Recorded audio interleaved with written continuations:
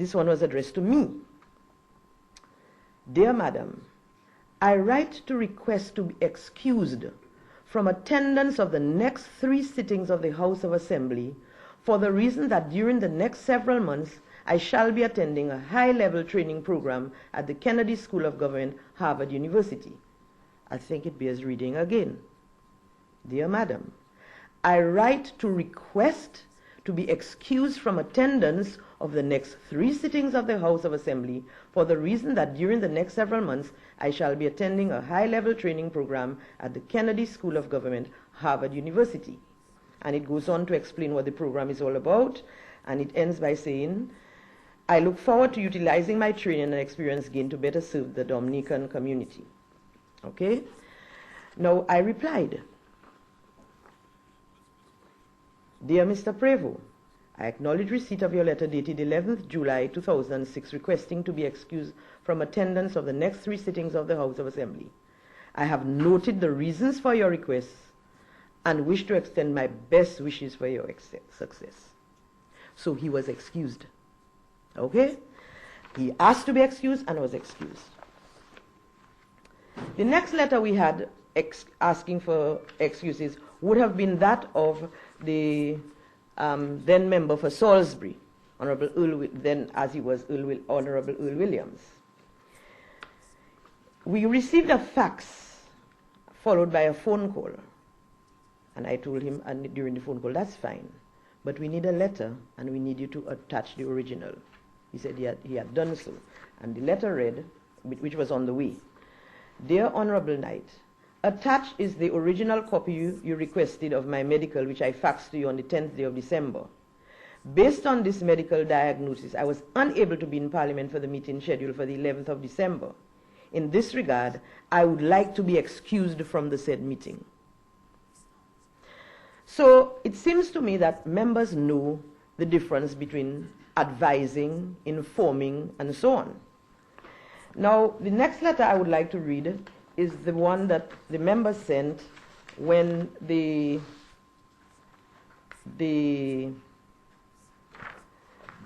next meeting of April 29th was to be held. Mr. Honorable Norris Prevo and the then Honorable Edison James and Honorable Hector John sent letters, all 3 reading the same. They said, Dear Madam, in accordance with the provision of Standing Order 15.1, I hereby acquaint you that I am unable to attend the meeting of the House of Assembly to be held on Thursday, 29th April 2010. That's the totality of the letter, nothing else. And the other one read, my reply, well, again, they wrote the Clerk of the House, and the Clerk of the House, on my direction, replied, Dear Sir, I hereby acknowledge receipt of your letter dated so-and-so, received at such and such a time. In reply, I am directed by the Honorable Speaker of the House of Assembly to refer you to the contents of my letter to you dated March 26, a copy of which is here to attach for your ease of reference. Please be guided by same. So what do we have here? We have a situation where members have not complied with the rules. There are 2 parts, as I pointed out, to the rule relating to members' absence.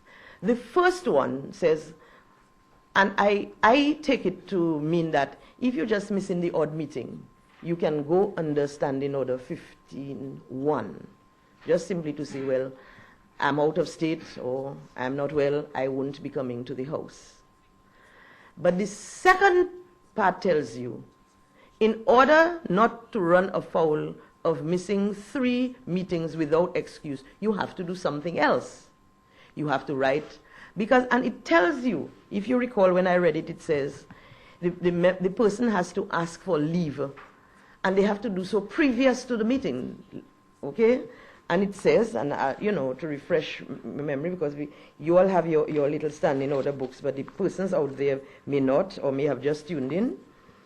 It says, if, that's 15.2 I'm reading, if without leave or order of the Speaker previously obtained, any member is absent from 3 consecutive meetings of the House to which he has been separately summoned during the same session, such member shall vacate his seat. Now, there was over the media someone, one of the political leaders, I'm saying that I am biased because I gave Earl Williams permission and I didn't give the others. I think anybody who has even a scintilla of political intention or ambition should acquaint themselves with this Constitution and the standing orders of the House before they make any statements. It would be very wise of them to do so. And I'm strongly recommending that. Anybody. Because right now we have a situation, and I don't know if you recall, where the young persons who did the youth parliament, which we had recently, they're very interested now in the Constitution and in the standing orders. And I think if they can get themselves interested and they're, a little far away, well, as I said, they probably have a scintilla of ambition or something to become parliamentarians. Acquaint yourself with the rules so you can talk from a position of knowledge and not just be shooting in the dark, saying what you want because it's expedient to do so. This is not about expediency. It's about the laws of the land. Now, the next thing I want to come to is this. The members have been all over the media letting the world know that they were going to boycott the House. If you didn't know, it's because you didn't really want to know, you didn't want to pay attention. And I heard it too. But I still was hoping against hope that, the members were there. And so every time a meeting was held, we put out everything in that chamber so any member who comes in could be immediately taking their oath. So that if persons or any of you who were present on the 29th of April will recall that as soon as the clerk read, Mr. Prevost came in at the very hour of 10, almost a minute to 10. I went into the chamber at 10. The clerk was already sitting there. I read the prayer. The clerk immediately called for the member to come up to take his oath of office. Everything was there, waiting for him. We didn't have to go outside and look for it. We fully expected members to come, and so it was ready. He took his oath, and then he left.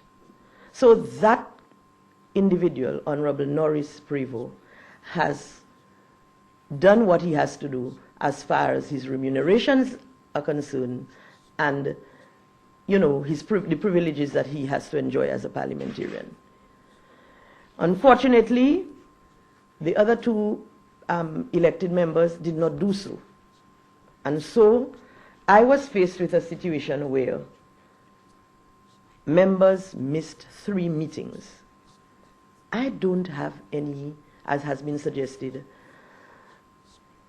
discretionary powers here. And I need to point out, and this is why you're being referred to Standing Order 23.